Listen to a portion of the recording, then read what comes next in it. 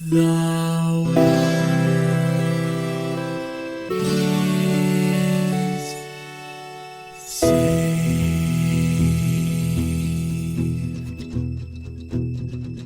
The living room's dark, save for light being cast from the big TV screen and the imminent sunrise that's teasing the one starry sky with whispers of morning. Hey, George. Hey, Lions, how's it going? Like, pretty good. Like, princess kidnapped by an evil Grand Vizier. Are there any good Grand Viziers? Or, like... Literally, my first note is Jafar is just ubiquitously evil. Like, it's just, there is no good Vizier. There's no good Jafar. It's just... I hope because there are probably more Jafars currently living than Grand Viziers in the world. So I hope it's the title and not the name. Wait, but the interesting thing, though, is that while you can obviously change your name at any point once you're an adult, I mean, Vizier, I don't know if there's any like official, capacity to which that has to be given, right? Because it's just like an advisor, right? You Grand Vizier, right? So yeah, you're right. That was a very American centric comment of me. Yeah. Well, so the reason why I'm driving at that is we could make 2 new Viziers right now, Vizier Lions. Oh God, I can feel it happening. A goatee is growing in over my beard. This is beautiful to behold. It makes me really sad. Everyone, ladies and gentlemen, I'm watching this right now. He's slowly getting a hump in his back, and oh my God, it's so long and it's twisted. It just my beard is usually very straight, but it's corked. Yeah. What do we play? No one should wield that kind of power. So we played The Quest to Murder Jafar, which is essentially what this game is. It's the original. Well, okay. So we played Prince Persia. Yeah. We played what most of the world would consider the original, but I want to be fair. The original version came out on the Apple II, and then it was like almost immediately ported to like 50 other computers and consoles and things. So we played the MS-DOS version, which I got to imagine had a much farther reach than the Apple II version, because there's just more IBM PC clones in the world than there were Apple IIs. Anyway, originally 1989, I think technically our version was released in 1990, but again, I'm not feeling too precious about that because they're like identical ports. They are right. They are interchangeable to the point where I would be hard pressed for someone to point out a difference. And here's a quick summary of the game. Prince of Persia is a cinematic platformer where you run, jump, climb, and sword fight your way through a dungeon so you can stab an old man and save a young woman. If you've never heard the term cinematic platformer, and you're like, oh, well, how is that different from like Mario? Know that the word cinematic in this usage means does not handle like Mario. That is what a cinematic platformer is. It is a platformer that does not at all handle like what you, the listener, probably think a platformer handles like. Yeah, no, it's wild,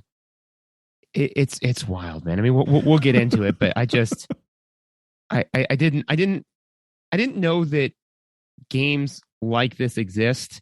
And you actually had and I put it in my notes, but you in our offline comments, you had a comment that was like, this is how the game handles. So when we get to gameplay, like I just want to credit you with I was like that. Yes, this is the analogy we were looking for, because it is not Mario. If you want to play Mario if you've not played this game, right? And you go to somebody and you say, hey, I'm looking to play a game like Mario. And somebody says, you might want to check out the original Prince of Persia. You punch them in the mouth because they do not have your best interests in mind.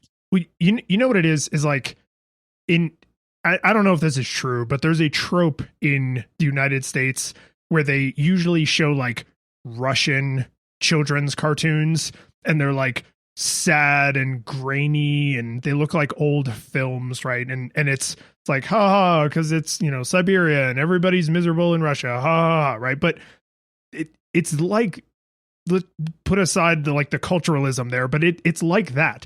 It's like if you said I like Mickey Mouse and they were like, oh, you might like this Russian cartoon, and it's like these are both cartoons and they both have a cartoon mouse in them. And I'm not even saying one is necessarily better or worse than the other, but it is not genuine to give them both the same categorization. So the cinematic and cinematic platformer is doing a huge amount of heavy lifting in terms of like genre definition. Yeah, no, absolutely. It's kind of like the if somebody said, it's a Western or it's a spaghetti Western, it's like that you need that word. If you're on the cell phone and somebody ducks out for a second and they're like, oh yeah, it's a Western. And then you miss that one word, you're not talking about the same thing anymore. Yeah. It's adjectives, man. They matter. Do you have a nostalgia experience for this game? Yeah, actually. So for this is one that I definitely played in the school, Yeah. Yeah. And so I've forgotten whether it was in a computer lab or whatever, because it's one of those things where I remember the computer. I remember both playing it a little bit and standing over someone's shoulder and watching it. But all of it's kind of like one of those, art house movies where if you were to shoot that scene and then you move the person to the computer, they have a blank face, Yeah. Like you look around and it's just like dark all around, and the fog of war is in every direction. Yeah, because that is literally all I remember is just that. But I remember, and the nice thing is that I remembered that beautiful, running to a stop and, running and jumping. I remembered that. And to be, did it hold up as it did in my memory? Well, we'll find out. But I remembered all of that so crystal clearly. But yeah, this was a computer lab game. So copy paste there, with the one exception being I pretty clearly remember what the computer lab looked like. So my fog of war is like outside the room of the computer lab, not just like outside the 3 feet of the computer itself. But I never had this at home. I don't remember any friends I had that had this on their home computer. This was a game I played at school, full stop. One thing, and this happened years ago before we considered playing this, the creator of this game, because I thought that this game was a sole work, but it's actually one guy did like all the designing and like most of the programming, but then he had, an artist and a musician that did the compositions and stuff. He, for some reason, published his journals that he was keeping while he was making this game. And they're actually super interesting if you're into game design. So I actually have read that book, but I read it long enough ago that I don't really remember that much of it. So hopefully that's not going to like pollute my experience too much, but I do remember the book fondly. And so I actually put a link to the book in the show notes. So if you want to read the book, it is, they're diary entries. It's very like, it's like reading someone's like lab notebook, right? Because it's like working on this, ran into this problem today. Like it's super dry. There's no narrative, but if you're into game design, it is very interesting. And because they're really short little entries, it's a super consumable read. So my two nostalgia experiences are computer lab in the fog of war, and then 30 years later, read the guy's like personal journal that he published to make money, I guess. And now we've played it. Yeah, exactly. And then someday, 20 years from now, we'll boot this back up and this will be our nostalgia experience. It'll just be, I remember when all the way down. Eventually, so we have a 20-year cutoff, right? Yes. So minus the accident that was Portal. Yeah. So that means in another 15 years, we can just start doing the episodes all over again, right? Yeah, that's true. Yeah. Or, what we could do is, for long running series like this is in 15 years, we could then play like whatever the newest Prince of Persia is. Cause I think one came out like in the last couple of years. I believe it was Two Thrones. Oh, I didn't realize you were such a connoisseur. Well, I have studied abroad or two. Okay, let's chill. If you like, no, God, I can't ask someone if they like what we're doing after those jokes. If you like what we're doing, you just lost money. Yeah. If you hate listening to the podcast still, and you want other people to hate listen to it, One of the best things you can do is either give us a review on Apple Podcasts or just, word of mouth, tell your friends. That's the best way to get more listeners to the show. So we always appreciate when folks do that. George and I are both on Twitter. Again, links in the show notes. You can find us. I play most of the games that we record episodes for on Twitch. I actually played the entirety of this game on Twitch up to and including beating it. So all that's left is the clips that a couple of the people in chat clipped out of the episode for me. If you want to kind of go above and beyond all that mess, you can actually support us on the Patreon and give us the monies.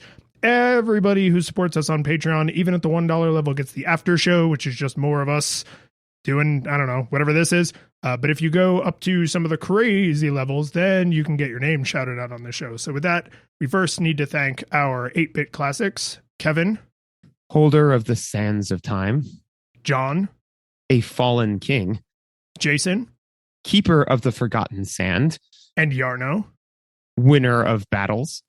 And then our 16-bit heroes, Michael, who I hear has a warrior within, and Jacob, the owner of 2 thrones, and our full 3D supporter, David, the original Prince of Persia. Nice. Until I had to go and grab the Wikipedia link for this to put it into the show notes, which I've now said show notes like 140 times in this one episode. I didn't realize how many games were in this series. A lot of games.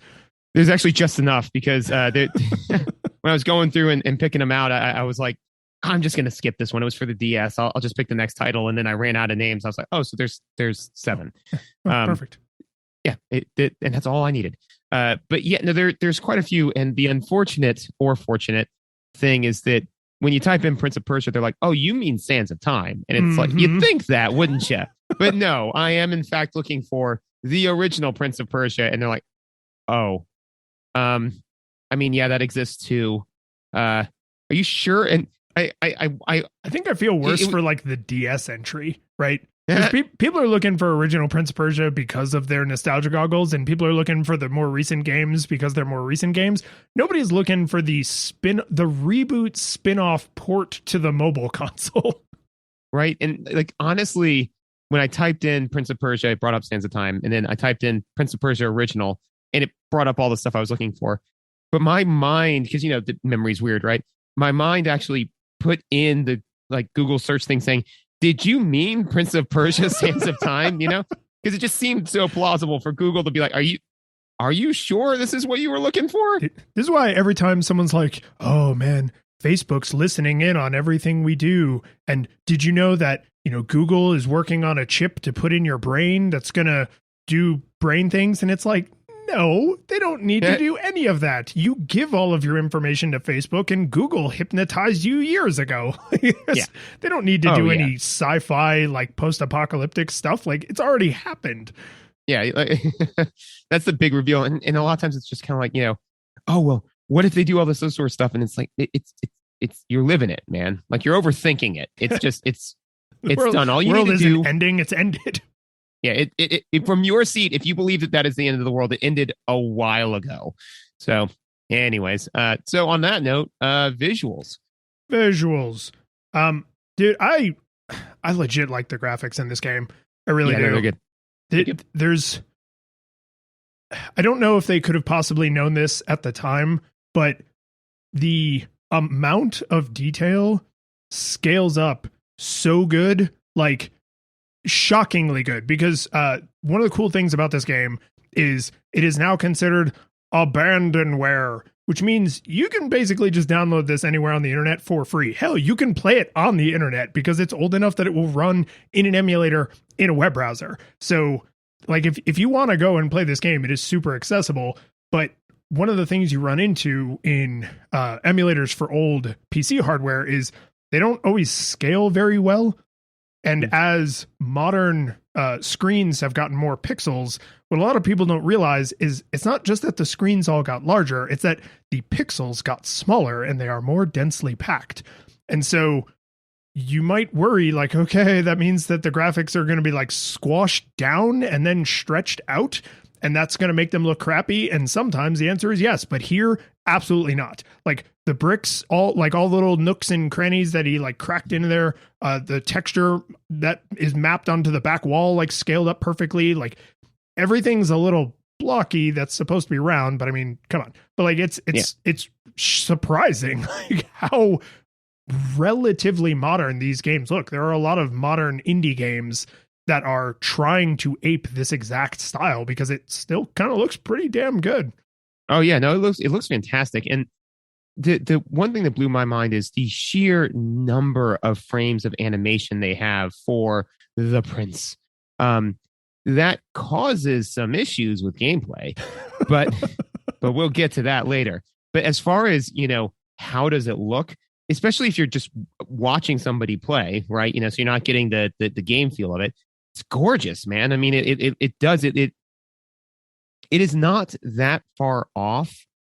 I would say this is gonna sound like effusive praise, but for the game that it was at the time, it has a visual feel to it as far as the amount of time, energy, and effort they put into making it look visually gorgeous to like Journey, in the sense that it feels like that level of emotional commitment from the creators.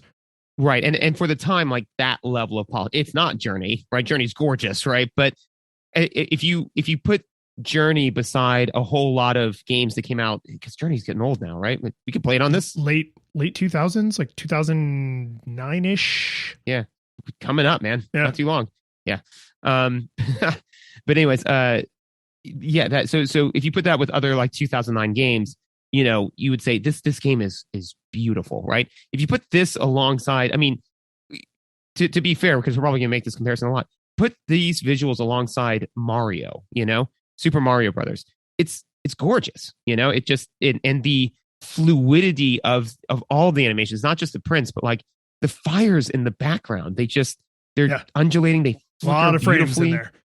So many, all the frames, so many frames. So this is something that I noticed that I thought was just a choice. I don't know if they did this on purpose or if it was just a choice that they made. Those frames of animation are not evenly distributed, right? So when you think about the Prince, he has a crap load of running and jumping animations. Then kind of second to that is the climbing and sword fighting animations. And I think those have fewer frames, so they're snappier. Like, so they look a little like quicker, and like he's like hoisting himself quickly, like in one big motion, or he's swinging his sword like in one big motion. And so it makes it look a little faster because it suddenly covers a bunch of ground without a bunch of intermediary frames. When you die, I didn't check this, but I swear to God, there are 0 frames of animation. You are dead instantly on the ground in a bloody puddle. It's not that it's that unusual for a video game to snap from one pose to another. Like, that is just how animation works. It's a series of stills. But if you're sword fighting and you get stabbed to death, or if you're like trying to jump through the chompy trap, or you fall onto the spikes, you instantly snap from whatever like super expressive posture you were in to bloody pile on the ground. And if there's more than 2 frames of animation between those things, I would be shocked. I'm willing to bet it is literally 0. I don't think that it's quite 0. And again, I'm going off of my memory here. But I think that you're right. It's probably less than 2 or 2 or less, because the thing is that when you've got everything else that has 10 frames of animation, and then all of a sudden you shove something in there that has 2, you're like, what just happened? And yeah, so and again, to give the game the benefit of the doubt, I would say that that's probably an intentional choice, because they want that to be startling. It's like, you died, so it's like, oh, look at all these things that the Prince can do. Look at how beautiful and how fluidly he moves. Oh no, you're dead. Like death comes for us all. And the sword fighting, I think, is kind of the same way, right? Like it's a little like choppier and more tense, right? Because it's not quite as fluid as the running, but it's very close. But then if you get hit, you instantly take damage and you pop back because there's like a little bit of knockback, and then you're like right back into the fight, right? It's not a big dramatic, like where you're stumbling back and like clutching at your wound and slowly falling to the ground, dying, right? Because that would be very cinematic, but it would also be agonizing for the player to have to watch this long, miserable death animation. It's like, I get it. One of the things that so I agree with you. I do believe that there are less frames of animation for the sword fighting, but one of the ways I feel that they made the sword fighting look just as fluid is the way that I thought was elegant. The way that they smear the sword animation, that's cool looking, man. Like, it just that's hot. It's a hot way to live. Yeah, the sword fighting. So this is actually something I remember from the book is all of the stuff that Prince does, and probably the other humanoids as well, since they're all like the exact same kind of character model, is I think it was his brother. He actually filmed his brother and that's then what I was going to ask. Like traced over it. So it's not just like, oh, this person was very artistic. It's that they were working from live footage so that these movements may be all wrong. Like, maybe this is the worst sword fighting ever committed to film, but this is how at least one real person really moved, So like him climbing, him jumping, like all of that stuff is modeled on a real human being, which is not a new idea. Like, they've been doing that kind of thing with animation forever, but it's not something that I think Mario is not modeled on a real human being, right? No, yeah. Right. Sonic the Hedgehog is not modeled on a real human being. So like you get a certain believability. Some of the fan art I've seen. No. You never go to that part of the internet or talk about it. But you get a certain like believability to the animation when you tie it that closely to a live model. No, agreed completely. And I don't know much about fencing, which is the type of sword fighting that appears to be being done here. Whenever my weapon of choice when we were doing kung fu was the broadsword, because it just cut into people. It's choppa. None of this fluty, jumping around. I want to swing that thing hard and once, and then either I never swing it again, or the person that was swinging on me doesn't swing theirs again. One and done. You're committing to one swing. Yeah, one way or the other. One way or the other. That's all I want to deal with. So that being said, I'm not as familiar with fencing, but I would probably guess that whoever he filmed, his brother or whomever that was doing the fencing animation for this, at least had a basic knowledge, because it does look very real. And anytime, I honestly think that this is not done enough with this type of thing, because the only other thing I can think of that I loved it did something very similar, Avatar. Because they did all the kung fu based off of real kung fu, and it shows. And then they didn't do it with Legend of Korra, and it shows. So like with things like this, is if you are going to say, I am going to make a visually stunning game, and I'm going to mimic something that exists in the real world. So not a plumber crunching down on the skulls of Goombas and turtles, right? I'm going to mimic an art form that exists in real life. Get somebody to actually do it. Watch how they do it. Don't guess. What was it? Somebody said one time where they were like, how old is this person? 35, 42. Do you think I'm asking for your best guess? Don't guess. Just get somebody who knows what they're doing and do it. So no, couldn't agree more. So beautiful, gorgeous game. It does do a number of things visually I thought that were helpful in terms of gameplay. But one of the ones that I thought was, and some things aren't so helpful, but one of the things I thought was helpful is when you hit the ground, it reveals all of the actionable tiles, Mm-hmm. Yeah. Or if you jump up and punch the ceiling. Yeah. Mm-hmm. Like Mario. End of an 80s movie style. No, I felt that was very helpful, because, a lot of the times when you're entering into an area, sometimes you're dropping down into it. So it's just nice to kind of be like, okay, this is the puzzle. Now, those tiles could be needed to open the door. They could be false panels. They could be any number of different things, but at least you knew, you know what it wasn't? It wasn't, I move 5 feet forward, I check for traps. I move 5 feet forward, I check for traps. It was, here's where the door is. Just check the door. Yeah. Well, and this is something I don't think we've either run into a lot, or that we haven't been sophisticated enough to bring up in the past.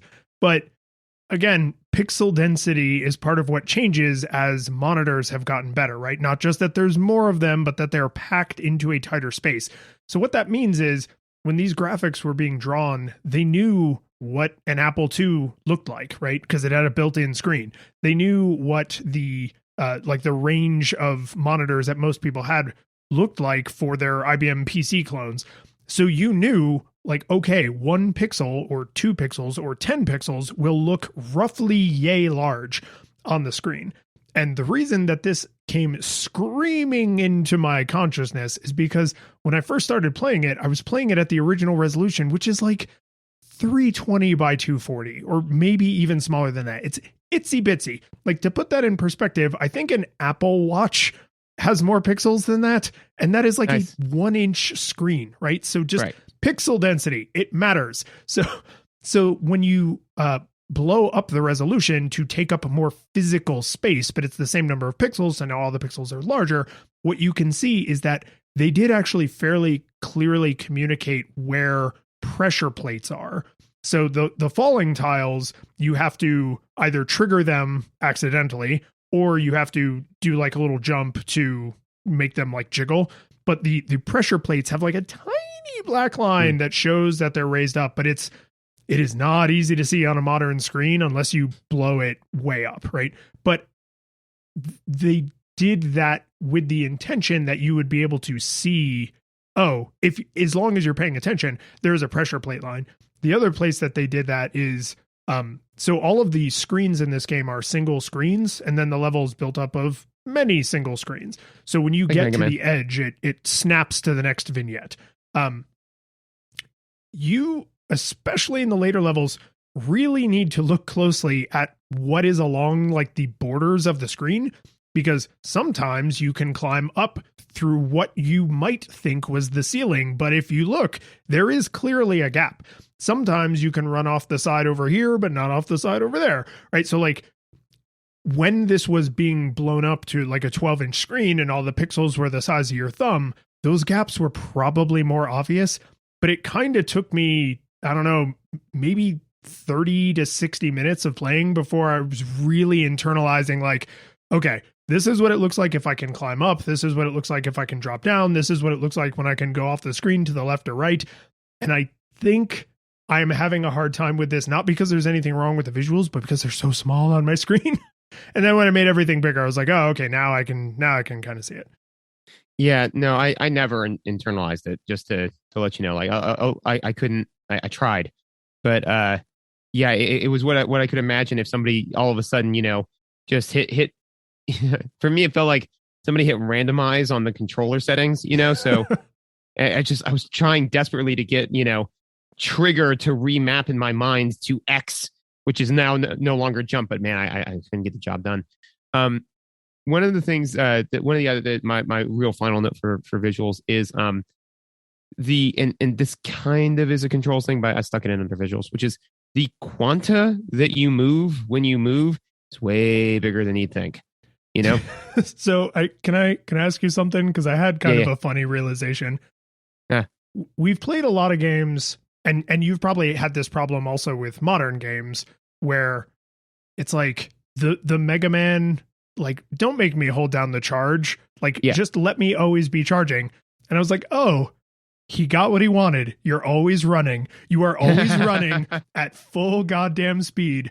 Every single press of the left or right key, or the left or right on a joypad, is a full sprint acceleration in that direction, including like a Sonic style put your feet out in front of you to like slow to a stop. I was like, yeah, this is what that would be like if you had to press a button to walk and the arrow keys just were always full sprint. So okay, so I can counter that. Because that is an apt observation. But is that what I guess I'm poorly saying is the ideal situation should be the default, and the non-ideal situation should be the thing that I have to arrest the momentum of, right? So yeah. So in this situation, you want to be walking, which you fucking have to hold down a button for. So no, I didn't get what I wanted. What I wanted was for the default to be the thing that I want to be doing most of the time. I don't want to be holding a button the entire time I'm playing a game. And this game managed to say like, oh well, you like donuts, eh? Well, have all of them running in the world. And so I got that, but it's just like Alfred said, you know, when I finally got it, I didn't want it, you know.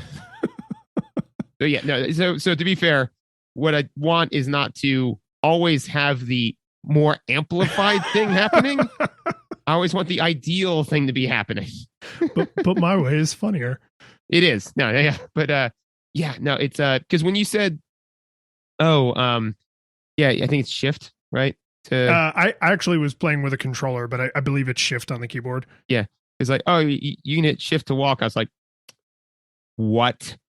You know, because I had been playing for at least an hour before I got. No, I take that back. I've been playing for about 2 hours before I finally got frustrated because you know, I mean, there are some times where I'll play a game, you know, that we've decided to play, and 15 minutes in, I'll be just lighting you up, you know, saying this isn't worth my time or your time or anyone's time. Burn this whole thing to the ground, right? Because I mean, one of the things we've established about me as a character, right, is that I have zero tolerance for spending time on things that I don't enjoy, right? You know, get that out of my life. Which is less of a George the personality on a podcast and more just you, the person. Yeah, it is true. The minute that something stops bringing me joy, it is gone forever. And I've stopped reading a 1,000-page novel 10 pages for the end because I just lost interest. I say all that to say that I was really trying, man. I was really trying not to light you up about this one, you know, because I was like, you know what? I can't complain about every old video game that we play. Let me just do this. And then I couldn't. I was like, this is dumb. So yeah. So long story short is yes, you absolutely. I mean, that's a control zone at this point now. But yeah, you gotta be holding down that walk button, man. It's important. Here's how I'll tie this into visuals for you. The walking animation is not the running animation slower. It Correct. Is. Yep. It very clearly communicates. I am now tiptoeing forward. I am he's. If you've ever seen like a toddler go up and down a flight of stairs where they like put both feet onto every single step, it's like that. Like he puts his weight on his foot, stretches his other foot out, and then brings himself to that foot once it is firmly planted, which again is an exceptional level of detail because what they tell you in the instruction manual, I'm positive you didn't read, and what they're trying to communicate with Correct. that. What they're trying to communicate with that animation is you are proceeding cautiously, right? And they drive it home. I mean, yes, it's still hard to reconcile with a modern lens, but they drive it home to the point where this is how you get through spikes, right? You can like tiptoe through spikes. And also the tiles that fall, if you are walking and not sprinting, you actually will start to step onto a tile that falls and then like stutter step and stop, and the tile like trembles a little bit, right? So I agree with you that walk should probably be the default and run should require a key press or a key hold, but at least you can do both because this game would literally be impossible without it. Yes. No, I mean, as I can attest to, because I just be like, all right, I'm from my seat at that point, because I didn't know there was a walk button, right? I was like, I will take one step forward, lunges off the cliff. All right. Well, let's wind it back. Let's try again, Prince. All right. So I'm going to take one step, lunge off the, oh God, you know, man, do you even want to save the princess at this point? Or you just want to continually, at some point I thought that he was like, you know, the son of Hades and just continually, you know, respawning in hell. And so it goes. You were the son of Hades. Playing Prince of Persia without knowing that there's a walk button, that's hell. Yeah, actually, so this is completely tangential, but I saw a thing recently that I want to share, which is you've watched a little bit of The Good Place, right? Mm-hmm. Yeah. So this, no spoilers, but that well, maybe a little bit. So maybe some spoilers for now a very old show. The idea, somebody posted the idea that it's actually Michael is in the bad place. Right. you know, and Yes. it's People he can never properly punish is his punishment. correct, right? And I was like, that's kind of neat. So this was my bad place. You know? But then you learned how the button worked, and we'll get there. The last thing I have to say about the visuals is I just want to reemphasize something I said before, which is when you change screens, that happens suddenly. It's not like a slow transition. Like when you go off the edge of a screen, up, down, left, or right, you are now instantly looking at the next screen, which in the later levels will be relevant. And some of the things we'll probably talk about in controls and mechanics. Oh, and I'm sorry, my actual last note is you're supposed to be like in a dungeon and you're like climbing out of the dungeon to get into the palace to go and save the princess from Jafar. And they do a really good job of communicating that with color choice and with how decorated the world is. Because at first it's like all dark and like blues and grays and blacks and there's torches.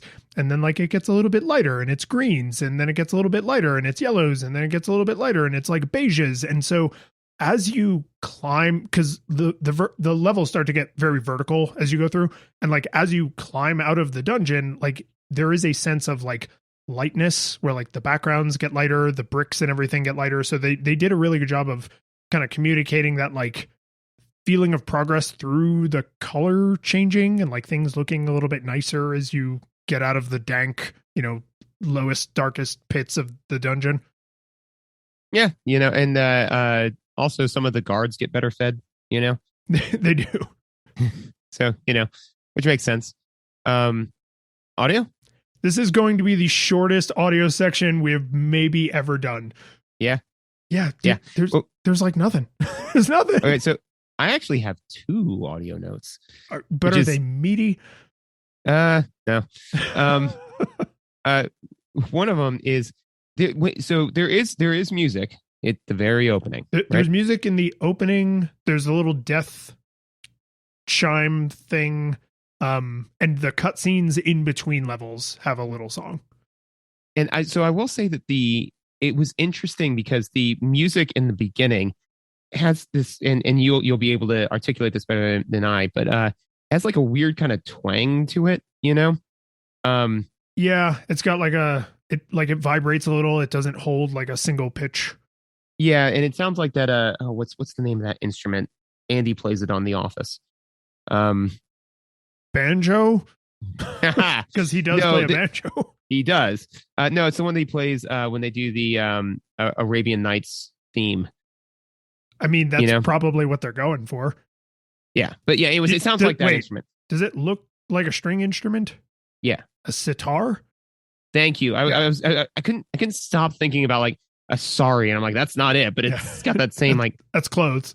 Yeah, it's close, right? I mean, I knew that, you know, but I was like, it's got like an S sound to it. Yeah, so it sounds like that. And the thing that drove home for me, and you can confirm this, is that it is interesting because most of the games that we play that are from this era, it is rare that we played a whole lot of PC games from this era.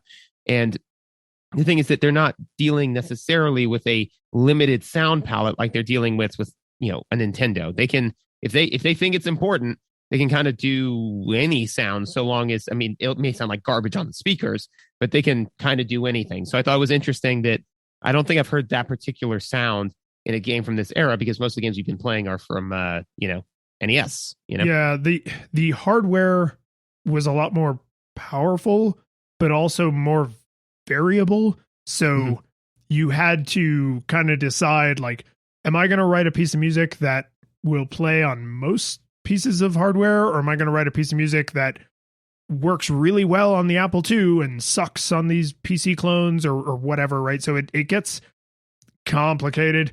The reason I know this game did not optimize for music is because when you boot it up because when you emulate this game, it has to emulate the entire old computer. And so one of the first things it asks you is, are you playing this with a Sound Blaster compatible card? And it's like, you will hear slightly different, probably much richer sound effects if you have a Sound Blaster card than if you're using maybe nothing or whatever nonsense was on board, right? Because this is like, in modern gaming, all the attention is on graphics and how complicated and resource intensive it is. We just take for granted that CD quality audio has been a part of every single video game, or I should say, could be a part of every single video game since like the mid 90s. Like once they got to the disc era of games, it was just like, okay, everything can be CD quality audio, which is, if you don't know, like that is essentially the entire range of human hearing, or most of the range of human hearing. So to go from we can make beeps and boops with our electronic sound card to here's everything a human is basically capable of hearing, like that's a pretty big quantum leap in only, you know, like 5 or 6 years from like 1990 to like 1995. This is firmly in the beeps and boops eras, but it's computer beeps and boops. So they sound really good. Like the way more sounds happening at the same time, and like a bigger range of sounds that can happen at the same time, which I think is why it's so frustrating that this game has no music. Every level is completely silent, which is very atmospheric and blah, but there's no music. All the levels are silent. Yeah, it's true that it was a huge quantum leap between the beeps and boops, the CD quality audio. And they kept hoping that each beep or boop be their last beep or boop home. Be the beep or boop to take them home. The only other Bacula. I feel like somehow that the fact that we think that is funny somehow dates us more than the fact that we're doing like a podcast about a video game from 1989. Like the quantum leap joke is older somehow. Yeah, well, I mean, it's like and this is another completely tangential story, but you know, we got time in the audio section, so it's fine. Which is Murder, She Wrote, man. That was one that, you know, my parents watched a lot of, right? And so I, by extension, kind of started watching it. And I kind of remember it with that old 80s kind of grit on TV. But here's the thing I remember about that. Do you remember the movie Bedknobs and Broomsticks? Oh, yeah, it's her. Yeah. Yeah. That was the movie that and Murder, She Wrote was the thing that made me realize that actors are a thing. Because it's the same woman. Yeah. Is that Angela Lansbury? Angela Lansbury. Yeah.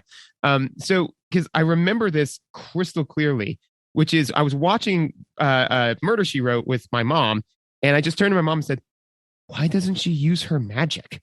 You know? That's adorable. I was like, she could easily solve all of these problems with her magic. Why not use that? And she's like, it's not her. I was like, it is her though. And she's like, okay, it's the same actress. It's a different character. And I just stewed on that for a couple of months until I like my walnut could wrap around it. But anyways, I just wanted to. Well, see, you know what's funny about that is you could almost make an argument that it's like, oh, that means Angela Lansbury is not a very good actress, because if that had been Gary Oldman, you never would have known it was the same guy. Like, yeah. You never ever would have known. It's like, oh, why doesn't this Gary Oldman character just do what that Gary Oldman character could do? No one has ever said that, because no one knows that it's Gary Oldman, because he's a magic chameleon man. He is. No one has wondered why John Baptiste Emmanuel Zorg did not run the Gotham City Police Department better. That is not a thing that people concern themselves with. See, I legit forgot that was him. Like, yeah. Like at first I was like, wait, who plays that character? Oh, right. It's obviously Gary Oldman, because that's what we're talking about. Yeah. Either that or George just had a stroke. One or the other. It'll be fine. Okay. One last weird coincidence. Quantum Leap actually started in 1989.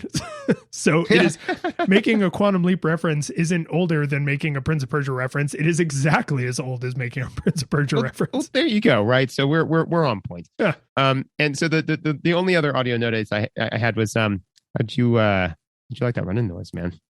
How'd that treat you? You like that? Does it feel good? So I didn't like it. And I had a weird moment of kind of introspection about the nature of playing these games on Twitch, because sometimes I'm lazy and I don't put my headphones on and I just have the music playing through the speaker, but I have it ducked so that there's like a balance between me talking over the game and the game, right? Mm-hmm. And I almost always make it a point to also play the game with headphones on or with the game at full volume so that I don't miss anything, right, in the kind of subtle soundscape. I got almost all the way through this game without doing that. And then played it with the headphones on and heard the running noise because now it's like pressed right up against my ears. And I was like, oh no, I should have been struggling with this whole time. Oh crap. And then so I sat with it a little bit, and I think here's the thing. I don't think it's a great choice to have a like thump thump running noise, but it's at least a thump thump running noise, like someone running on stone, which is what you're running on. It's not a squeak squeak like work boots on girders. So I don't even think that's what that would sound like. No, it sounds like rain boots on linoleum. Yeah, it's not good. It's not good. This is not as bad. The thing is that it's more in your face because, like the original Donkey Kong, there's no music, right? So when you're not jumping or fighting or there's something falling or a trap on screen or whatever, like you're just hearing the thump thump noise, but it's pretty quiet. It's pretty kind of like hollow and unthreatening. So it's not terrible. And you're not, if you're playing this game, you're not going to hear it because you're going to just be screaming the F word so much anyway. You're not going to be able to hear what the running noise sounds like. Well, I think that's a great transition to controls and mechanics, because screaming the F word is so far it's been mostly good stuff. You know, good visuals, good music in the opening and the cutscenes. This is where the episode turns. Controls and mechanics.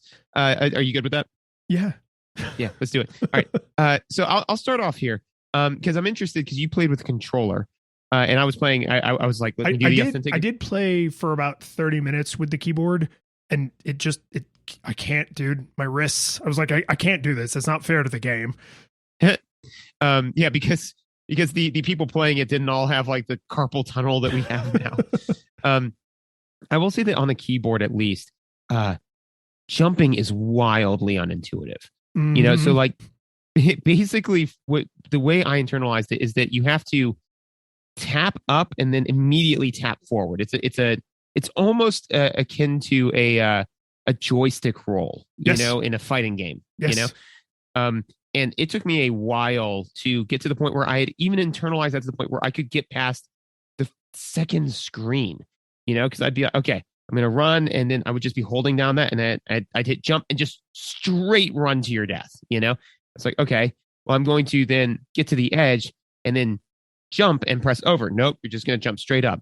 So it's wild that the fact that is a core functionality of the game. I mean, this is a cinematographic or whatever platformer.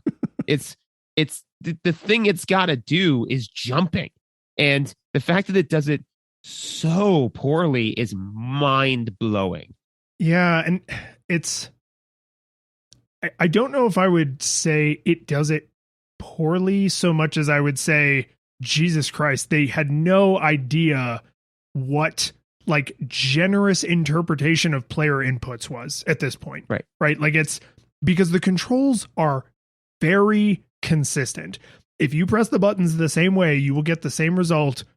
I mean, there are some bugs and stuff, but it's incredibly stable. Now, the problem that you're describing actually is not any better on a controller because there's a jump button. I think Alt maybe or something. You can press up, or there's a button you can maybe spacebar or whatever it is. But like, so when you're playing with a controller, really all you're doing is mapping the buttons on the controller as if they were keyboard buttons, right? So it doesn't perform any differently. It doesn't behave any differently. You just have like a different posture that you're interacting with the controls with. But the exact same problem is there, which is you need to tell the game, I would like to jump now, please. And then right as they start to say one jump coming up, you have to say forward. I would like to jump forward, right? So you have to press.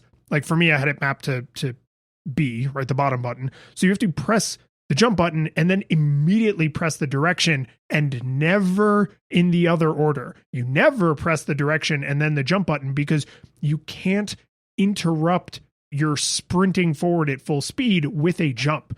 So you have to initiate a jump and then press forward. And you can actually see there's a window of several frames of animation where if you just press jump, he starts to like bend his knees like he's going to jump straight up, like you're trying to grab onto like a ledge. And you can get through several frames of that animation and then hit forward, and then he will snap into the I'm leaping forward frames of animation. And so on the one hand, they're trying to give you a window where it's like, oh, I see. They wanted to jump forward. But please also do that with the directions.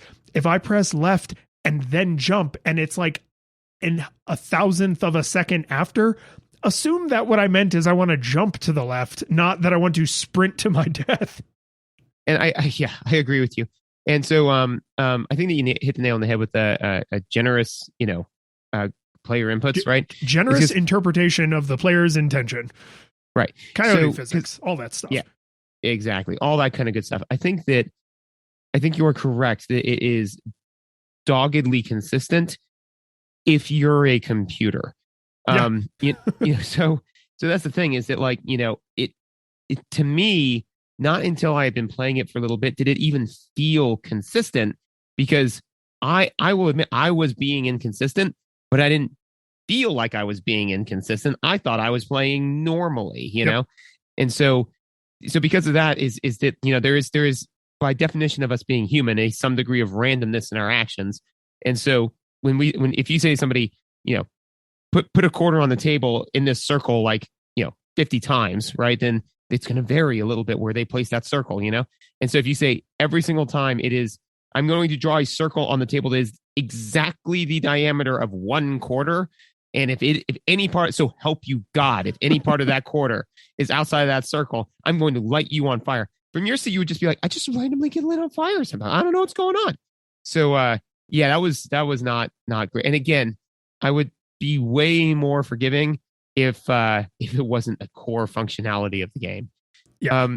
And it's, I would love to see some other keyboard based platformers from this era. And like, I just can't imagine that they were this nitpicky about it, because when you think of a game like a Mario or a Mega Man or a Sonic, right, which were all contemporaries of this game, right? Mario had already been out for 5 years at this point. Sonic came out, I think, the next year. Mega Man came out, I think, 2 or 3 years before this. So all those games are all platformers. They're all contemporaries. But I think things that make a cinematic platformer are the literal realness of the physics of the universe, right? Not that the setting is necessarily realistic or that the story or whatever is necessarily realistic, but the way things move is more realistic. And one of the things you take for granted with platformers is air control, right? So with like a Mario or a Sonic, you can jump and then do things that are just impossible, but they're very video gamey. And a lot of video games from this time just behaved that way. And that was a totally normal thing. But this game doesn't, right? If you leap forward, you are committed to the leap. Like it almost more like Castlevania than Mario, right? Like when you say, I'm going to jump over this gap, like you buy your engagement. On one knee. Yeah. Yep. Yeah. You buy the ring and you make the jump because that's how people jump in real life. Right. So it's, I think so many games like if you put 2 piles and you have a pile of games that force you to have realistic physics and you have a pile of games that have video game physics, the pile of games with video game physics would be, I don't know, infinitely longer than the pile of games with realistic physics. Like it's just even games that people are like, oh, like Call of Duty or whatever dumb thing, like it's so realistic. And it's like, if you press jump and then you press forward and then immediately press back, do you change direction? Then it's not that realistic, right? Like, that's just a super video gamey thing. Alter your momentum in real, and I would agree with you is that the physics are incredibly real, right? And that's not why I play video games. Like it's just not. We play Dungeons and Dragons, and I think maybe once in our lives have we done a D&D adventure that was a banal, mundane everyday D&D just to see how the mechanics work. But it was like a gag, you know. It's not like every day we play. We're not Dwight from The Office where we play Second Life, where we make a second life in the game. You know, it's not when we play video games. But I will say that the height that you jump is very realistic. Your, like you said, your ability to alter your momentum in midair, very realistic. Not fun, but I will say that, I mean, again, in a platformer, when you jump a foot in the air, you know, like when you jump up to your shins in the air, it's like, oh, okay. And again, it doesn't have good game feel, right? It doesn't feel it, even though that is appropriate and real, it doesn't feel right because every other game in the world has shown us what it should now feel like when it's a platformer. Yeah. Well, and this is the thing about cinematic platformers is what they really have become. And it probably, if it didn't start with Prince of Persia was the one that came in late to the party. And then that's the only person anyone remembers being at the party is cinematic platformers have become puzzle games you solve by jumping. And that's neither here nor there. But the thing that made me realize that is one of the days that I was streaming this is I said something and someone in chat said, oh yeah, like in Abe's Odyssey. And I went, oh my God. Yep. Yep. It did not occur to me that game and this game are the same game. Here is a 2D world that you look at, you know, side on, and there are puzzles you have to solve. How do I get from here to there? And you're not particularly nimble. You don't really have like a lot of powers, or you have like a specific power that is the power you use to like navigate through the world. And that's what these games are. These are puzzle games where the way you interact with the world is through fairly physically realistic platforming. And that's, again, the word cinematic in cinematic platformer has to do a huge amount of work. It's a heavy lift. And I apologize because when you said you know, other cinematic platforms at the time, I was like, I wonder if I can find something like that. So while you were talking, I looked at it, and so I came to your reveal that you just did like 2 minutes ago. And I was so excited because I was like, oh my God, Abe's Odyssey does absolutely fall into this category. And so I was excited because right when you were done talking, I was going to drop that bad boy. And then you said it. So I feel bad because like I feel that I got it the cheap way, you know, like I just stole it from you. But yeah. Dude, somebody handed it to me. We both played that game and somehow I didn't put it together either. And then somebody in chat was like, oh yeah, like Abe's Odyssey. And I was like, oh my God. Holy God. There's actually a one thing that I think we may want to do this year is play a modern cinematic platformer, you know, like something from, yeah, as a nostalgia game. Oh, you know? So we've now played Prince of Persia, and then Abe's Odyssey is from what, like 2000? No, it was like 98. 98. Nicely done. Yeah. 97. And then so we can come all the way up to like 2002. But if we go up to nostalgia, then we come up to present day. Yeah, because I was looking at it, and there's actually a couple of games that are falling into this category that look like they would be very interesting to see where the genre is now. You know? Yeah. No, so, I like this. Yeah. Good. So one of the so you know, it's I if I remember correctly on my in my contract, I have there that at least every 3 episodes I get to mention cycle time. So is it that seldom? It's at least. Oh, at least. Yeah. Like if it's any more than that, then I sue you and we shut this whole thing down. So dude, it's straight up unacceptable. I mean, I don't know. Okay, so I did not get very far in this game. This was me full blown running into a pit of spikes over and over and over again. That being said, is that you technically have 3 hit points, right? Most things though just one shot you know? Yeah, if you get into a sword fight and your sword is not drawn, you die instantly. Yep. If you fall, I think more than 2 heights, like 2 of the prince's height, you die instantly. Mm-hmm. The chomper traps kill you instantly. Spikes kill you instantly. Yeah. There are more things that one-shot you than things that make you take damage. To me, the only thing that I know that makes you take damage is when you are in a sword fight, and you have your sword drawn. So if you fall greater than 1 height but less than 2, you will take damage. Yeah. Or if a ceiling panel or like a floor panel falls on you, you take damage. But those things almost never happen. The health is 100% for sword fights. Yeah. And so basically, I mean, most of the game was me just being in the first, for me, was me being in the first 3 chambers, because I would run into a new thing where I was like, oh, this is new. I am not sure how to approach this challenge. Try, fail, and then go do the exact same 3 chambers that I'd done a million times over again. There was nothing additional to be learned. There was no additional skill to be gained. I just went back, did the whether it was optimal or suboptimal, it was working for me. And then I just got slogged back to the thing that I screwed up and then tried again. It's a slog, man. There's just no reason for it. At least give me lives. At least give me like 3 lives so that way I can try the thing 3 times before you kick me back to the beginning, as opposed to once. Yeah, and you've touched on several different things that I was fascinated about by this game's design. So the way the cycle time is done, let's not talk about what they could have done for just a second, but the way the cycle time is done, because you always go back to the beginning of the stage every time you die, that means they are basically enforcing memorization, right?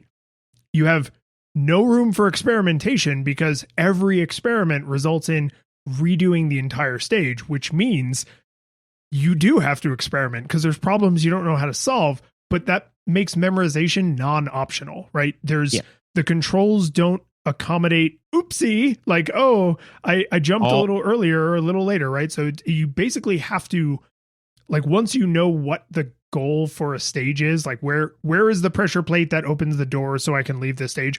Once you know what that is, you have to do the entire stage essentially flawlessly, right? You can make a little mistake in a sword fight, or maybe like one panel can fall on your head, because you can get more health. I think every other level, or maybe every 3rd level, has like a potion that permanently gives you a little bit more health. So you can make those mistakes a little bit more often, but they compensate for that by putting more enemies and more falling tiles in. So the difficulty curve relative to how many mistakes you can make stays pretty tight, right?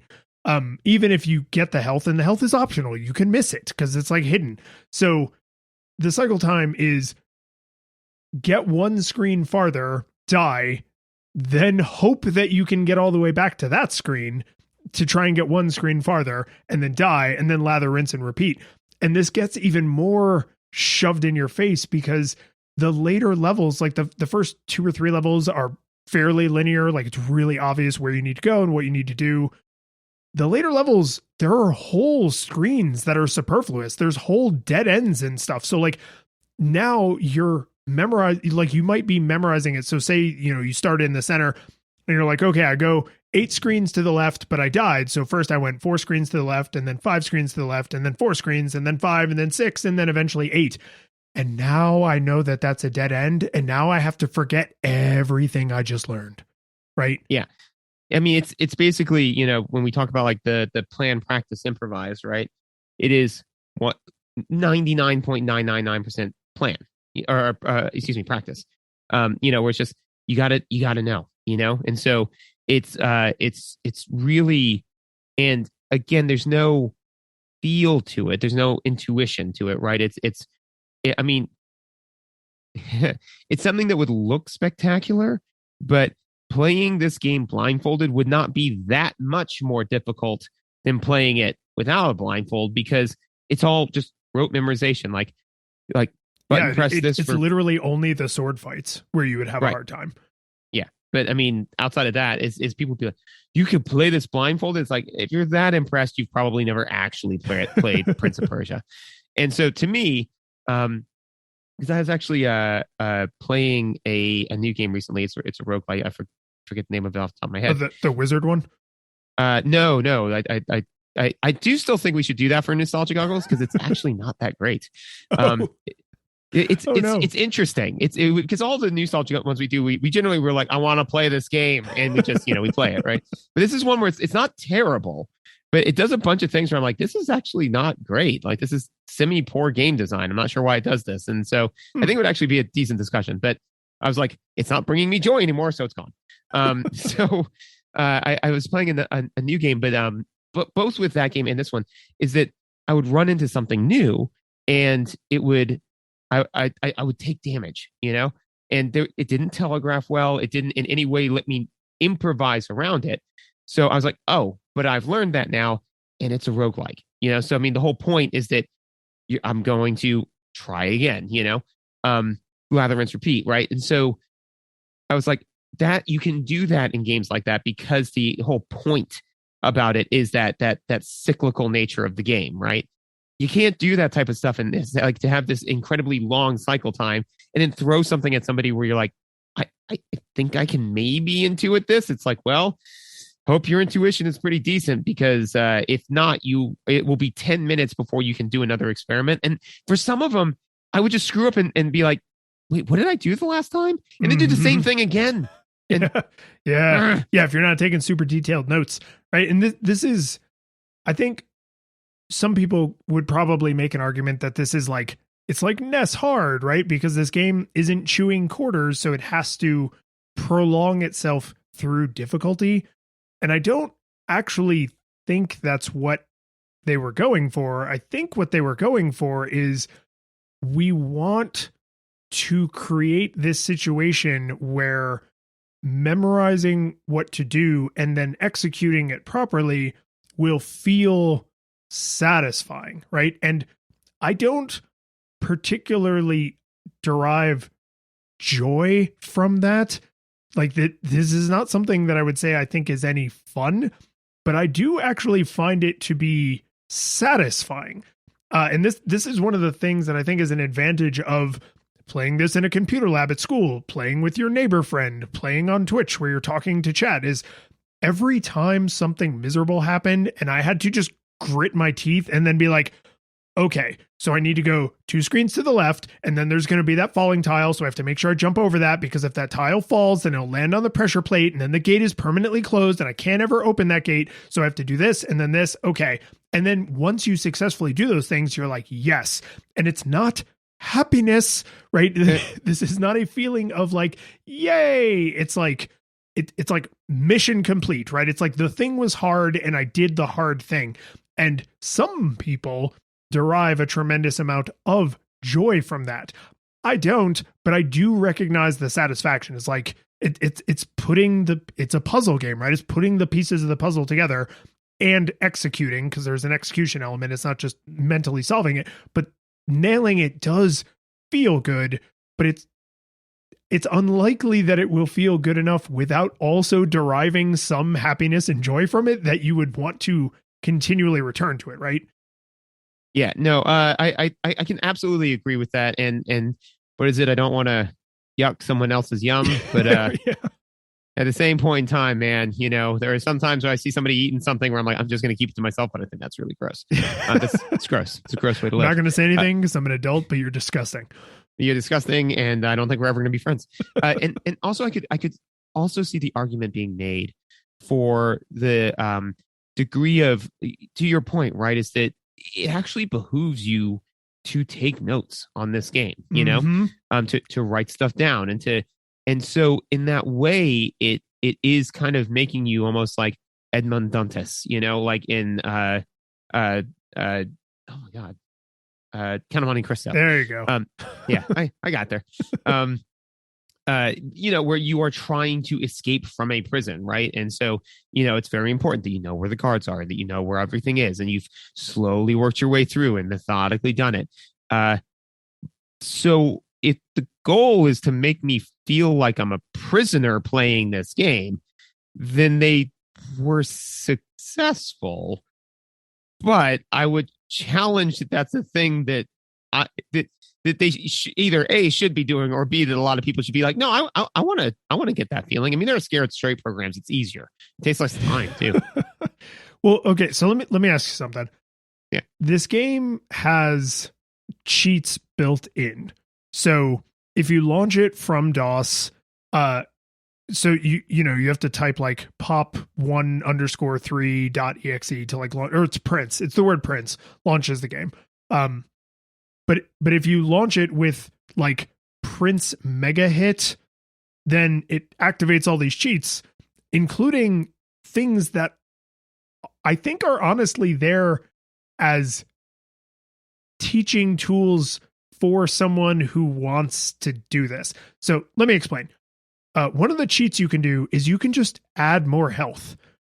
One of the cheats you can do is you can take away health. One of the cheats you can do is that you can press buttons on the keyboard and then press the arrows, and it will show you what is on that next screen. So you can go up, down, left, right. You can look at, I think, up to 3 or 4, maybe even unlimited distance, but you can look several screens away from your location, right?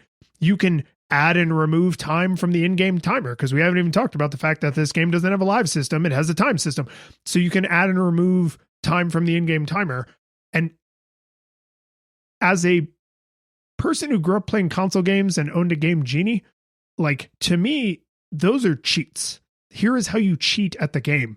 But the cheat that made me second guess myself was the one that lets you look, up, down, left, and right, because I thought, wait a minute, are they expecting me to do my best and then when I get frustrated, not give up and walk away, but use the tools they have given me to overcome the challenge that I'm having?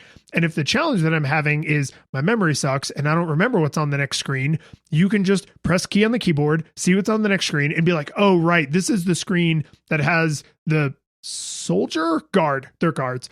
This is a screen that has the guard that's like right there as soon as you come onto the screen. So I know that as soon as I get onto the screen, I have to immediately press up so that I draw out my sword so that it doesn't one-shot me. Or this is the screen that as soon as I go over there, there's a panel that's going to fall like the second I run. So I have to keep running. I can't go onto the screen and assess the situation. I have to keep going, right? And I don't know if I'm trying to like give them credit they don't deserve, but it really feels like these are the training wheels. So when you bring the bike home, it does not have the training wheels on it. And so if you try to ride it and you can ride it just fine, great. Leave the training wheels aside and never use them. If you try to ride it and you have miserable experience, here's a bunch of training wheels. Give this a try. Then if you want to, when you're ready, take off the training wheels, get back out there. Like, I don't know if that's an overly generous interpretation or not, but just the way they're bundled in really feels like it. It is, and here's why. No, so I appreciate the optimism. The optimism, yeah. It warms my cold heart. But no, it's so if I walk up, to a fruit stand, right, and there's a bowl full of apples, and I take one and walk away, I stole an apple. If there's a sign beside those apples that say free apples, please take one, I have taken a complimentary apple, right? So I will make the argument that the way it's presented 100 really matters, right? So because what it sounds like you're making a case for, and I think it's a good case to be made, is that this is an assist mode like in Celeste. The difference is in Celeste, it's right there. It says, do you need assistance? Are you sure? Because this is not the way the game's meant to be played. If you need assistance, you can have it. And you say, yes, I want assistance. It says, all right, here are your training wheels, man. Go nuts, right? But this is literally hidden by a different way you have to load the game, Mm-hmm. So that to me feels more like developer tools that were kind of left behind. And even if it was their attempt to create those training wheels, I would make the argument that does that way of delivery hold up by today's standards? No, no, that is the practice mode equivalent of handing someone a book in a foreign language, and then when they can't read it, just being like, well, all the information's in there. Yeah, it's there. Well, I mean, or better yet, handing somebody a classic or the Bible, right, and saying, here, learn how to read. And then being like, well, I can't learn how to read doing this. Is like people have, it's like, well, yes. And to be fair, many people probably learned how to read that way hundreds of years ago, and that, but by today's standard, that's neglect. But no, I do like the idea of it being a set of training wheels. But yeah, if and again, I honestly think that if you went to a developer in this time in history and said, take all of the cheats and make it a menu option, they would look at you like you had lost your mind. Because then they'd say, well, everybody's going to beat my game in 20 minutes. What's the point? It's like, the point is that they're having fun and enjoying your game how they want to enjoy it. Not, but then they can just beat it. Yeah. So, and so like that idea of beating a game not being a badge of honor, but just being a thing that you could do to enjoy the game that was not how things were done, sir. Well, I think most people who are like game historians would probably argue that the mentality of the developer is the difference between people who made quarter munching arcade games and Nintendo, right? But if it isn't fun, why bother? Once you start making console games, you've gotten your money. They bought the game, right? Which means if you want them to give you more money, they have to either be addicted to the experience or enjoy the experience. And making them addicted to the experience is risky because they already have the machine that makes drugs. Right? Like if you sell someone a magical endless bottle of whiskey and you turn them into an alcoholic, they're never going to come buy a second endless bottle of whiskey. They're already an alcoholic who owns an endless bottle of whiskey. So what you need is to say, no.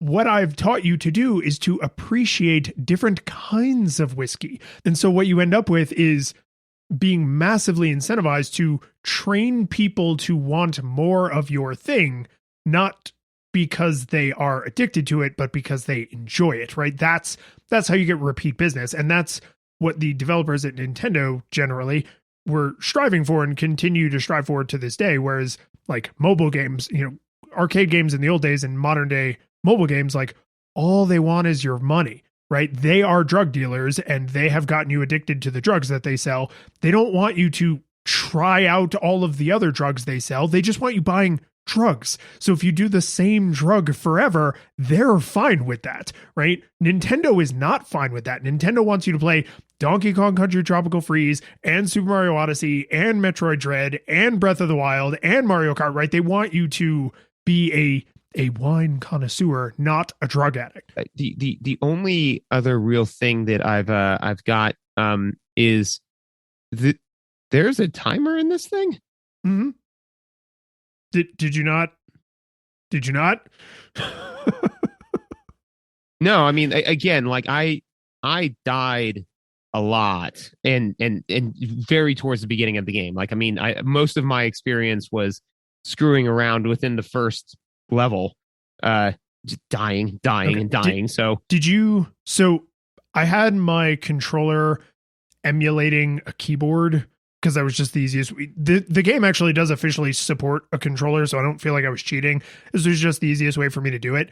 The way my controller was set up is every single time I pressed the jump button, it would also press the button that put the time on the screen. So I was seeing my time constantly. It sounds like you were not. No. Literally one of my notes was there is no timer or time limit because there was absolutely nothing in the game that seemed to me to indicate that I was on a timer of any sort. There was no timer on the screen. And again, like I just sat down and felt out the buttons and started playing, that I never hit a button that made a timer appear on the thing. So yeah, so the mechanical timer of the game is actually thematic. Like it's the time that you have until you save the princess of like 60 minutes. Exactly, right? But so when Jafar comes in and he gestures, I guess, like, you're gonna marry me, and she's like, no, he for some reason says like, I will only respect your boundaries for 60 minutes. And then he magically makes the big hourglass appear. I assume that all of this stuff is why the later games are like the Sands of Time and you have the time control mechanic. Like it must be related to this. It's like, I will come back here in 60 minutes. Why is he coming back in 60 minutes? Oh, so the video game can happen. Oh, right. Okay. So the game can happen. Yeah. So he makes the hourglass, and every time you die, very crucially, the timer does not reset. So you have 60 minutes to beat the game, period. Like from the minute you start the game and the prince like falls into the first little screen, you have 60 minutes, period. End of discussion. And there are cheats that will let you add and remove time. But even if you save your game, when you load it, that's the amount of time you have remaining. What? Okay, wait. So what happens when you run out of time? You die. But you just die. Well, no, it smash cuts to the cinematic of the princess's room, but she is gone. Interesting. Yeah. So like, what must have happened was it because I didn't. I will be honest. I don't think I ever sat down and played this thing for an hour straight. Right. Because I just don't hate myself that much. So what must have happened was I just never stumbled upon the button that let me know what the time was, and I just fumbled around for 30 to 45 minutes at a shot, and it never came up. Yeah, so I think that's wild. I think when you get under, I want to say when you get under 1 minute, it puts the timer on screen and counts down to the last 60 seconds, like live in front of you. So when there is nothing you can really do at that point, unless you're already in the end game. I mean, yes, if you're already in the end game, I think also, you can only have a single save.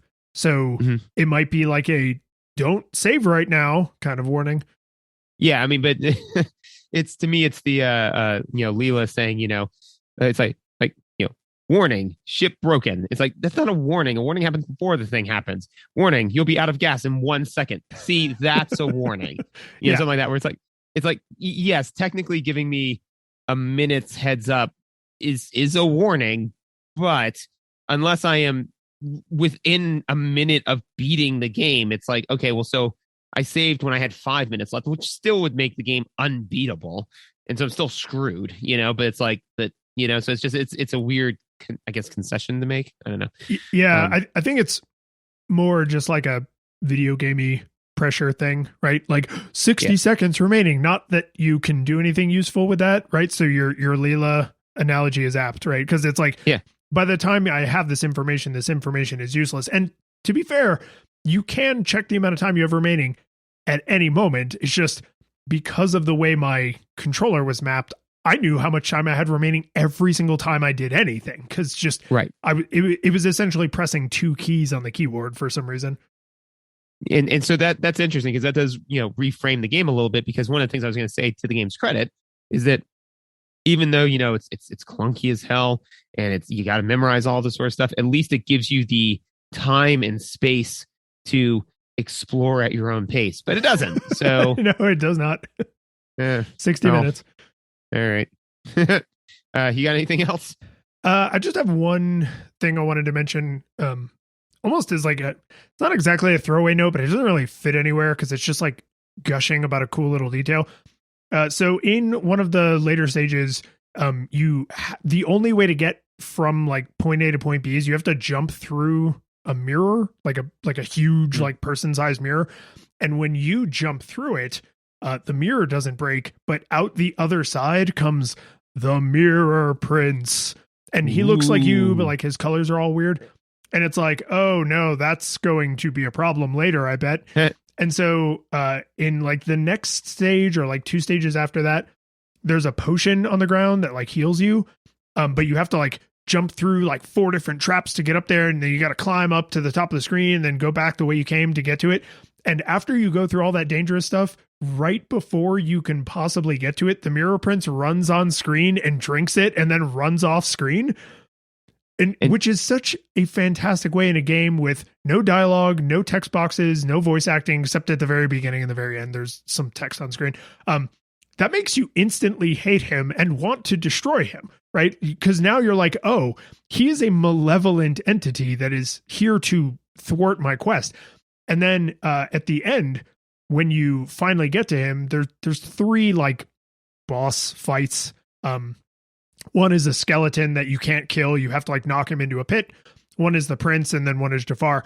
And with the prince, you have to like do all this crazy platforming to get up to him, and it's a big pain in the ass. And every time you hit him with your sword, you take damage. And so I was like, oh, maybe you have to like knock him into a pit. So I did that, but then he falls to the bottom of the pit and dies. So you die because you take all of your damage. The way you beat him is you put your sword away, and then he puts his sword away, and then he lets you go. Interesting. And I was like, no, I like that. I was like, that you only get that reveal once, right? Like, yeah, because once you know the trick, you know the trick. But I was like, oh, that's legit. I like that. Yeah. I like this little, because it makes it makes your mind start asking questions about like this world and like the magic in this world and how it works and like what other kinds of stuff is going on and what's up with that mirror, and does it only work on me, or is the mirror magic, or was it cursed by Jafar? Like, what is it? It makes a world that is essentially empty, like it's just you trying to climb like infinite platforms and get past a dozen guards. It makes it feel like there's some kind of like life happening. There's one other thing that did that. In some of the cutscenes in between the levels, there's like a little white mouse that you see like going in and out of the princess's room. It's like kind of like her little pet. And stage like, I don't know, 7 or 8, you actually get trapped where it is impossible for you to progress, but it's not impossible for you to die because there's a trap the next screen over. And I thought I screwed something up because you can pin yourself in a room. And I almost was about to go kill myself, but I was kind of like staring at the screen trying to think. And the mouse comes on screen and steps on a pressure plate and opens the gate. And that is the only way, as far as I could tell, for you to finish that level. And I was like, oh, this is great, because this is such a stupid little thing. But it's like, I saw that mouse earlier, and then he's involved. It makes the world feel alive. This very stark, empty world. Like, it just makes it feel a little more alive. Yeah, it does. It makes it feel cinematic. There it is. And it is that type of platformer. Now that makes me think of two things or really one thing, which is if you want to get a player to hate something, it can be done with dialogue, and you can do it with cutscenes and all sorts of stuff. But if you want them to do that, what you want to do is impact them directly, like impact them mechanically, right? One of the things I did to a player one time in D&D was it was a one-off adventure. They were like, hey, it was their birthday or something. They're like, I want to do a one-off adventure, right? And I was like, okay. So I created a villain, and I was like, how do I in one adventure get them to hate this villain, right? And so at the very beginning of the adventure, I gave the birthday girl this character a dog, dog familiar, right? and about a third of the way through it, or halfway through it, the big bad appeared, fired a lightning bolt, and so lightning bolt, she gets to make a dexterity save. She passed, and she was like, "Oh, you see, you missed, you suck." And he's like, "I wasn't aiming for you," and dog's dead. And then the thing though is that like she literally looked at me. She's like, "We are not going to stop playing this game until I kill that guy." And I was like, "That's what I was looking for. We did it." Like so. So yeah, so the fact that, like you said, with no dialogue or anything like that they were like, how can we make the players hate this person? It's like, have it take away one of the very few things that they care about in this game, and that'll do it. So, yeah. So I don't know, man. What do you think? What do you think? Did it hold up? So you're gonna bust my chops for this, but I'm gonna give it a nostalgia monocle. I'm not going full goggles, and here's why. There is a sense of satisfaction when you do the thing. It's not fun. There's no sense of fun. I did not have fun, but I was satisfied when I completed certain puzzles and things. And if I ever was going to tell anyone to play this, here's what I would say. 1, this game is free. So if you're willing to dedicate, 30 minutes or an hour to it, you're only losing the time, right? You're not losing any money.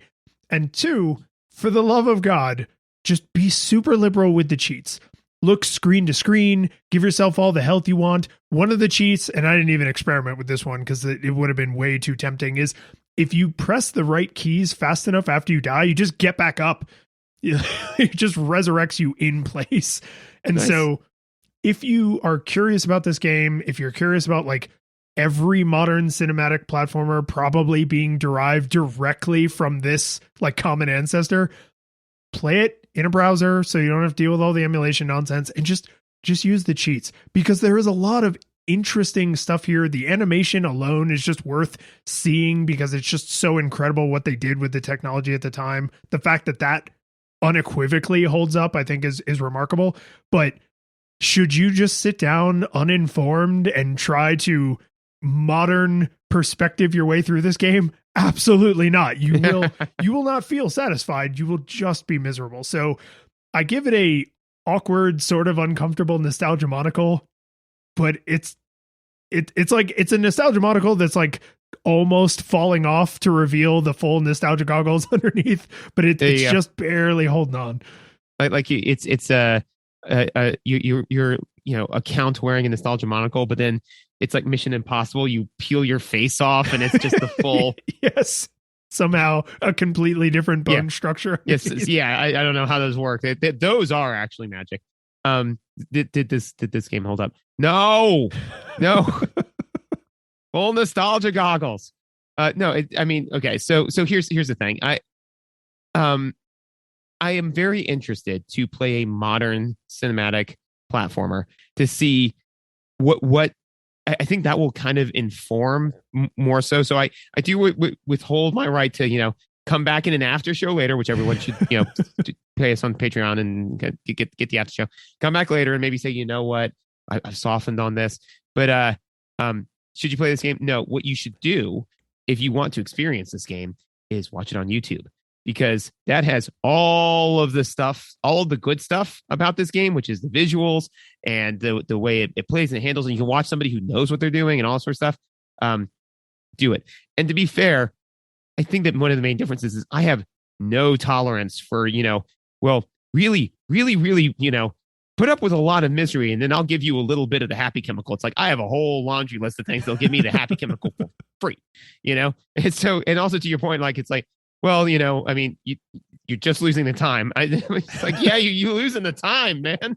Yeah. So, yeah. I mean, I think it took me 10 hours to beat the game. Like a lot of time. That's an entire Zelda. Like that's a lot of time.